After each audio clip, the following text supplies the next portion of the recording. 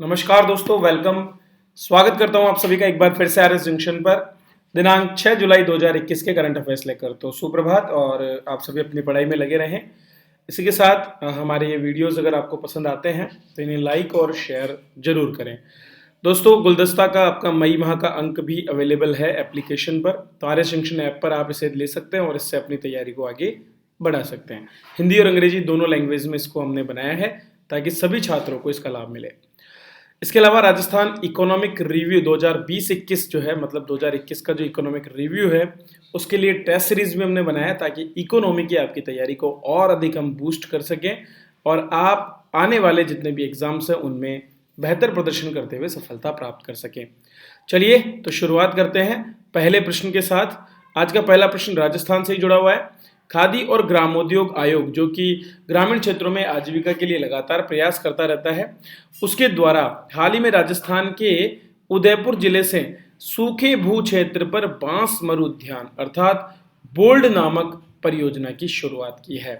तो ये जो बोल्ड नामक परियोजना है इसके माध्यम से जो है बांस के क्षेत्र का विस्तार किया जाएगा और इस तरह से न केवल लोगों को आजीविका मिलेगी बल्कि इसके साथ साथ पर्यावरण संरक्षण भी होगा।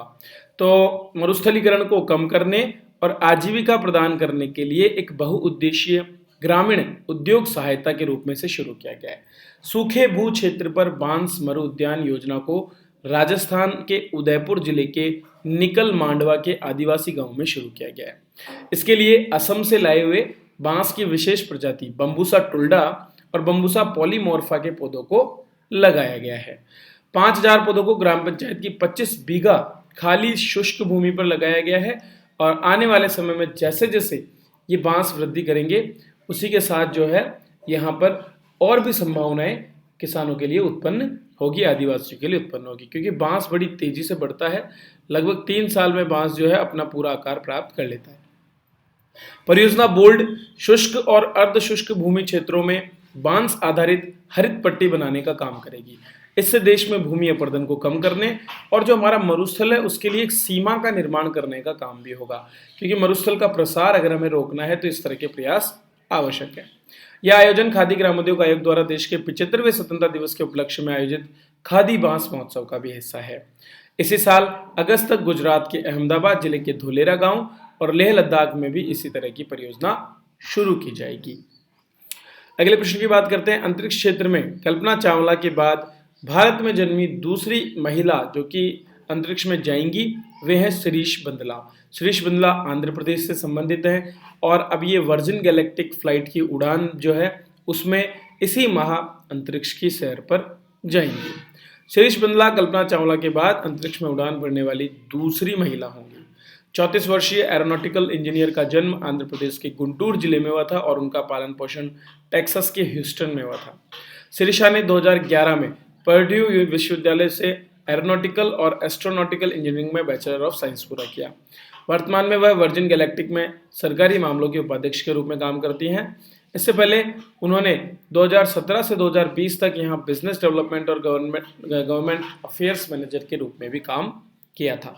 Virgin galactic space flight unity 22 जुलाई को अंतरिक्ष में जाएगी। चालक दल में वर्जिन गैलेक्टिक के संस्थापक रिचर्ड ब्रैंसन और 3 मिशन विशेषज्ञ सम्मिलित हैं।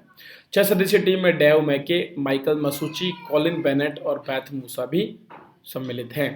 वर्जिन गैलेक्टिक एक ब्रिटिश अमेरिकी स्पेस फ्लाइट कंपनी है जो संयुक्त राज्य में संचालित होती है, जिसकी स्थापना रिचर्ड ब्रैंसन ने की थी। तो अंतरिक्ष में एक तरह से कॉमर्शियल फ्लाइट्स का ये दौर शुरू होने वाला है, जिसमें आने वाले समय में आपको और भी अधिक रोचक बातें सुनने को मिलेगी। आगे बढ़ते हैं दोस्तों। खेलों की बात करें तो भारतीय ओलंपिक टीम के जो है ध्वजवाहक के रूप में जिम्मेदारी सौंप दी गई है। एमसी मैरी कॉम महिला होंगी जो कि ओलंपिक खेलों में उद्घाटन में ध्वजवाहक का काम करेंगी। तो 2 खिलाड़ी जो हैं वो उद्घाटन समारोह में ध्वजवाहक के रूप में काम करेंगे। इनमें एक तो हैं भारत की दिग्गज मुक्केबाज एमसी मैरी कॉम और दूसरे हैं पुरुष हॉकी टीम के कप्तान मनप्रीत सिंह। दोनों को ही टोक्यो ओलंपिक खेलों में उद्घाटन की जिम्मेदारी दी गई है। इसके अलावा पहलवान बजरंग पूनिया 8 अगस्त को टोक्यो खेलों के समापन समारोह में भारतीय ध्वजवाहक होंगे। 24 जुलाई से लेकर 8 अगस्त तक इनका आयोजन होगा। Sprinter shiny Abraham Wilson 1992 Barcelona Olympic में देश की पहली ऐसी महिला थी जिसको ऐसा सम्मान मिला। अब तक 17 एथलीट्स ने ध्वजवाहक बनने का सम्मान हासिल किया और केवल 8 ही ऐसे जिन्होंने ओलंपिक में कोई पदक भी जीता है। देश के इकलौते स्वर्ण पदक विजेता बिंद्रा रियो ओलंपिक में ध्वजवाहक थे। ध्वज को ले जाने वाले अन्य गोल्ड मेडलिस्ट खिलाड़ियों की सूची में 1932 ओलंपिक हॉकी टीम के कप्तान लालचंद बोकरी, जादूगर ध्यानचंद, बलबीर सिंह सीनियर, जफर इकबाल आदि शामिल हैं। 3 बार के ओलंपिक स्वर्ण पदक विजेता बलबीर सिंह सीनियर 2 बार ये सम्मान प्राप्त कर चुके हैं। टेनिस दिग्गज लिएंडर पेस, निशानेबाज राज्यवर्धन सिंह राठौड़ और रेसलर सुशील कुमार को भी ये मौका मिल चुका है। चलिए आगे बढ़ते हैं और बात करते हैं हमारे अगले प्रश्न की। तो पर्यावरण संरक्षण को लेकर के और अपशिष्ट प्रबंधन को स्वच्छ भारत मिशन के अंतर्गत रेलवे द्वारा बायो टॉयलेट्स जो हैं वो लगाए जा रहे हैं। 2 कथन है, रेलवे ने अब तक 73,000 से अधिक यात्री ट्रेन डिब्बों में बायो टॉयलेट लगाए हैं और दूसरा बायो टॉयलेट का आविष्कार इसरो और भारतीय रेलवे द्वारा किया गया। तो पहला कथन सही है, दूसरा गलत है, क्योंकि बायो टॉयलेट का आविष्कार इसरो के द्वारा न करके डीआरडीओ और भारतीय रेलवे ने किया है। तो रेलवे ने लगभग 73,078 यात्री ट्रेनों में लगभग 2.5 लाख से ज़्यादा बायो टॉयलेट लगा दिए हैं। स्वच्छ रेल स्वच्छ भारत अभियान के तहत 100% पैसेंजर कोच में अब बायो टॉयलेट है। बायो टॉयलेट का आविष्कार डीआरडीओ तथा भारतीय रेलवे द्वारा किया गया है। बायो टॉयलेट में शौचालय के नीचे बायोडाइजेस्टर कंटेनर होता है जिसमें एनोर्बिक बैक्टीरिया होते हैं और ये मानव मल को पानी और गैस में परिवर्तित कर देते हैं। प्रक्रिया के बाद केवल मीथेन गैस और पानी ही शेष बचता है। इस पानी को रिसाइकल करके शौचालयों में इस्तेमाल किया जा सकता है, जबकि गैसों को वातावरण में छोड़ दिया जाता है। वहीं दूषित जल को क्लोरीनेशन के बाद में पटरियों पर छोड़ दिया जाता है। तो ये एक निश्चित रूप से बहुत ही बेहतर बात है, जिसके माध्यम से पहले जो हमारे स्टेशन गंदे दिखते थे वो गंदगी मिट गई और इसके साथ साथ जितना भी जो पानी है उसको भी वाकई में दोबारा प्रयोग किया जा सकता है। चलिए अंतरिक्ष की और बात करते हैं। निम्नलिखित में से किस देश ने हाल ही में सुबह के समय के लिए विश्व का पहला मौसम उपग्रह लॉन्च किया है? तो चीन द्वारा ये उपलब्धि हाल ही में हासिल की गई। वैसे चीन लगातार जो है अंतरिक्ष के क्षेत्र में अपना दबदबा कायम कर रहा है। तियोंगेंग नामक उनका जो अंतरिक्ष जो स्टेशन है वहाँ पर भी हाल ही में उनके अंतरिक्ष यात्रियों ने 7 घंटे तक स्पेस वॉक किया और अब चीन ने एक नया मौसम उपग्रह भी सफलतापूर्वक छोड़ा है मौसम पूर्वानुमान क्षमता को बढ़ाने के लिए और विश्व के बर्फ से ढके हिस्से और समुद्र की सतह के तापमान की निगरानी के लिए। उपग्रह में 11 दूर संवेदी पेलोड लगाए गए हैं। FY3 नाम का ये उपग्रह सुबह के समय के लिए विश्व का पहला मौसम उपग्रह होगा जो 8 साल तक सेवाएं प्रदान करेगा। निम्नलिखित में से कौन सा एक स्थान है जहां पर स्थित एक सैन्य फायरिंग रेंज का नाम सम्मान में अभिनेत्री विद्या बालन के नाम पर रखा गया है? दोस्तों गुलमर्ग कश्मीर में स्थित सैन्य फायरिंग का नाम अभिनेत्री विद्या बालन के नाम पर रखा गया है। गुलमर्ग में चूंकि हाल ही में जब गुलमर्ग विंटर फेस्टिवल हुआ तब भी अभिनेत्री ने यहाँ पर भाग लिया था।